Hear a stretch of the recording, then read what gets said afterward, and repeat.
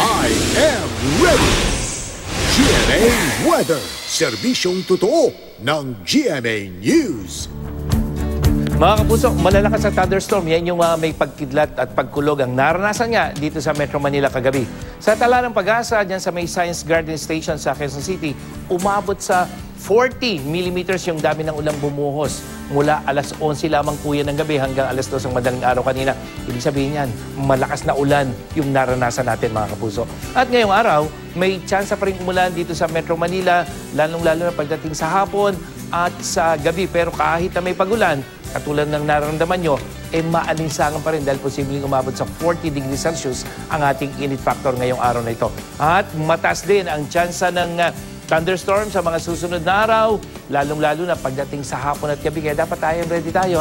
At dahil may pagulan, meron pa rin maalinsangan panahon dahil 41 to 44 degrees Celsius yung posibleng init factor naman sa mga susunod na araw. At sa iba pang bahagi ng bansa, may maghapong tsansa ng ulan dyan sa may Mimaropa at sa extreme Northern Luzon. Pero pagdating ng hapon, halos buong Pilipinas makakaranas sa mga thunderstorm at kuminsan malalakas ang thunderstorm dyan sa may Northern at Central Luzon, sa ilang bahagi ng Visayas, lalong-lalo na sa Mindanao. Hanging habagat o yung southwest monsoon na tinatawag ang pangunahing weather system na nakakaapekto ngayon at umiiral lalong-lalo na dito sa Luzon. Pero ayon sa Pag-asa mga kapuso, hindi pa opisyal na nagsisimula ang tag-ulan. At yan ang latest mula sa GMA Weather. Ako po si Nathaniel Cruz, magplano para sigurado. I am ready. Serbisyong totoo ng GMA News.